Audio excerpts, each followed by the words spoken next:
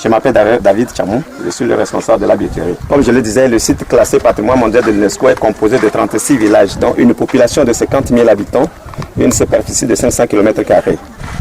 Et ce site est habité par un peuple appelé Batamariba, c'est le pluriel.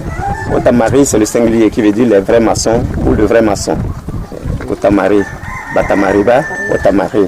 La langue parlée, c'est le Ditamari. Donc ce peuple est originaire du Burkina Faso.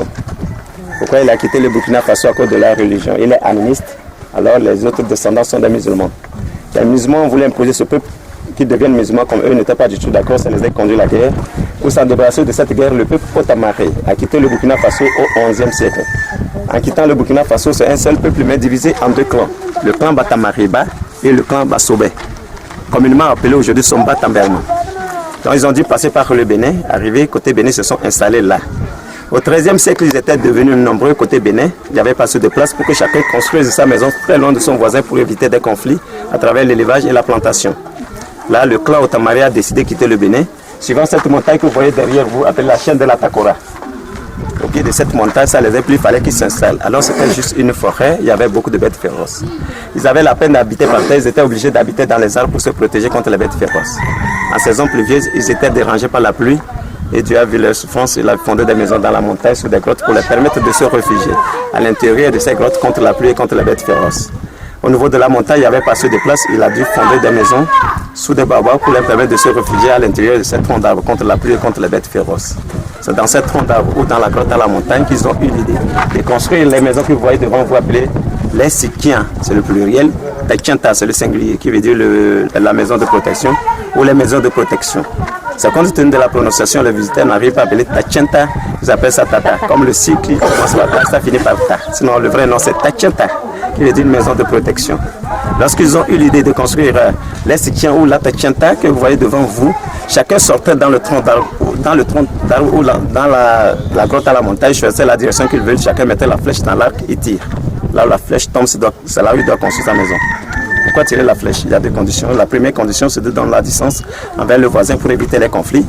Et la deuxième condition, comme c'était une forêt, il y avait les mauvais esprits à certains endroits qu'on ne peut pas savoir.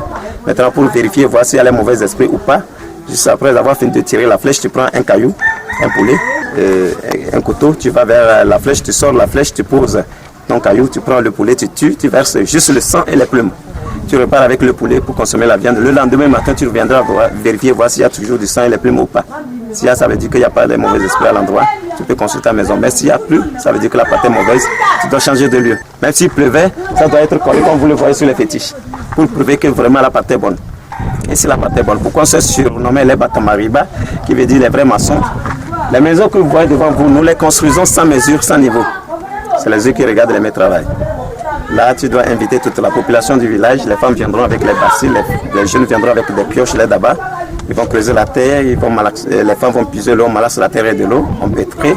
Les sages vont se lever, former les petits bouts de terre, déposer les points nécessaires pour la fondation. Et tous ils vont se lever, vont faire le tour pour regarder est-ce que tout est droit, est-ce que les parties, il y a certaines parties tordues. Si tout est droit, c'est bon. Si les parties tordues, on doit dresser ces parties par le pied. Comme ça, quelqu'un ira avec le pied pour taper les petits bouts par le pied.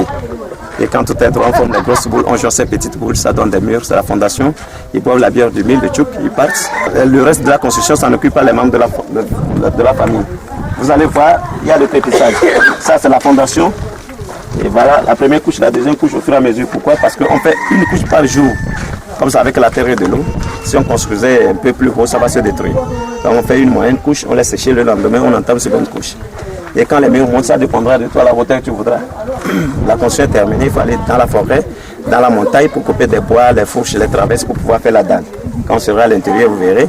Après avoir fini de faire la dalle, il faut chercher l'argile mélangée avec la paille du fourneau pour la construction des greniers. C'est ça qui est à la hauteur que vous voyez là. Après, il faut chercher la paille, tresser, couvrir ces greniers contre la pluie et couvrir aussi la chambre à coucher qui est au beau milieu de la terrasse. Quand on sera à l'étage, vous verrez. Après, il faut chercher l'argile de nouveau, mélanger avec la bouse de vache pour pouvoir faire le crépissage. Après le crépissage, il faut chercher l'écorce du néré, puis les bouillir, c'est ça qui donne la peinture, ça donne automatiquement de l'imperméable. Quand il pleut, l'eau n'arrive pas à pénétrer jusqu'au mur, ça passe légèrement sur le mur, sans mouiller le mur. Après tout ça, la construction est terminée, la maison peut être habitée, mais il reste quelque chose. Qu'est-ce qu'il reste? Les hôtels d'ancêtres appelés fétiches pour la protection de la famille et la maison habitée. Moi, je suis Otamari, je suis natif d'ici, mais les fétiches que nous retrouvons ici, ce ne sont pas les mêmes fétiches qu'on retrouve chez moi. Donc, dans cette famille, il y a trois sortes de fétiches. Les premiers responsables, c'est les deux. Ça, c'est ancêtre homme et ancêtre femme. Ceux qui ont multiplié la famille de chef Antoine.